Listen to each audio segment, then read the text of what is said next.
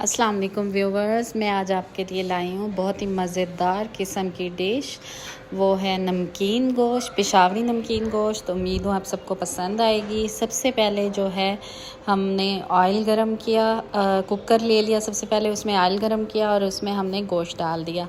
इसको जो है हम तेज़ आंच पे अच्छे से फ्राई करेंगे, क्योंकि कुकर जो है उसमें अगर हम डालेंगे तो फिर हम उसको अच्छी तरह गोश्त को फ्राई करेंगे। उसमें लहसुन अदरक का पेस्ट भी हम ऐड कर देंगे। उससे ये होगा कि स्मेल चली जाएगी। और कुकर इसलिए हमने लिया है ताकि हम इसको जो है वो स्टीम दे सकें और ये स्टीम के अंदर अच्छा पक सके। वो आपको ज़रूरत नहीं है वो देगचियाँ लेके उसको आटा लगाने की, क्योंकि अगर कुकर नहीं है तो तब ये करने की ज़रूरत होती है। उसके बाद जी है मैंने यहाँ पे खड़े मसाले थोड़े से ऐड किए उसकी, क्योंकि गोश्त में एक अच्छी स्मेल आती है। तो आप लोगों की मर्ज़ी है, चॉइस है, अगर आप ना भी डालना चाहें ये, लेकिन मुझे पसंद है तो मैंने इसमें ऐड किया है। इसके बाद जो है हम इसमें थोड़ा सा नमक ऐड करेंगे। 1 स्पून नमक बहुत है, इससे ज़्यादा नमक ऐड नहीं करना, क्योंकि गोश्त में ऑलरेडी नमक होता है। अगर हम इसमें मज़ीद नमक ऐड करेंगे तो वो बहुत ज़्यादा डिश का जो जायका ख़राब हो जाएगा। हमें नमक बिल्कुल लाइट रखना होता है गोश्त में। और आप लोग देख लें, जो हस्बे जायका जिसको जितना नमक पसंद हो तो वो उसमें ऐड कर सकता है। इसको अब हम अच्छी तरह भुनाई कर लेंगे, भून लेंगे। और ये इसका भूनना इसलिए ज़रूरी है कि इसका एक डिफरेंट सा फ्लेवर आता है खाने में, जो बहुत ही ज़्यादा अच्छा लगता है। उसके बाद मैं क्या करूँगी, इसमें हमने क्या किया है, एक मीडियम साइज़ का टमाटर ले लिया, वो कट करके इसमें डाल दिया है।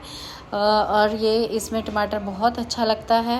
अच्छा, ये 2 किस्म के नमकीन गोश्त बनाए जाते हैं। कुछ लोग टमाटर ऐड करते हैं, कुछ लोग जो है वो टमाटर ऐड नहीं करते, लेकिन ये बहुत ही ऑथेंटिक रेसिपी है। आप इसको ज़रूर ट्राई करें, आप इंजॉय करेंगे, आपको मज़ा आएगा इसे खाने में।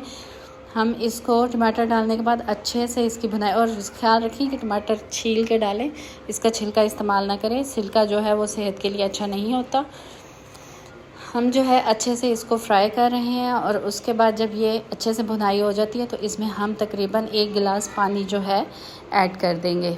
वो इसलिए कि जब हम इसको टाइम लगाएंगे तो उसके बाद जो ये है अंदर गोश्त जो है वो लग ना जाए, और इतने ही पानी में ये आराम से बिल्कुल सॉफ़्ट हो जाए। नमकीन गोश्त जो है वो हमेशा सॉफ़्ट और नरम ही अच्छा लगता है, क्योंकि सख्त बोटियाँ फिर अच्छी नहीं लगती। तो इसलिए हमें पानी ज़रूर डालना है और उसमें इसको कुक करना है स्टीम लगाने से पहले। अब हम क्या करेंगे, इसको कुकर बंद कर देंगे। इसका तकरीबन 20 से 25 मिनट आपने देना है।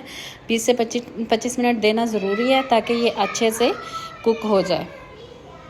जी, उम्मीद करती हूँ आप लोगों को हमारी रेसिपी ज़रूर पसंद आएगी। और 20 से 25 मिनट हो चुके हैं और देखें जी, हमारा गोश्त बिल्कुल हड्डियों से अलग हो चुका है और बहुत ही सॉफ्ट और मज़े का लग रहा है। इसमें जी ये चेक करके देख लें, वाह, ये बहुत ही सॉफ्ट हुआ पड़ा, बहुत ही यमी किस्म का बन गया। इसको खाना भी बहुत ही मज़ेदार होगा।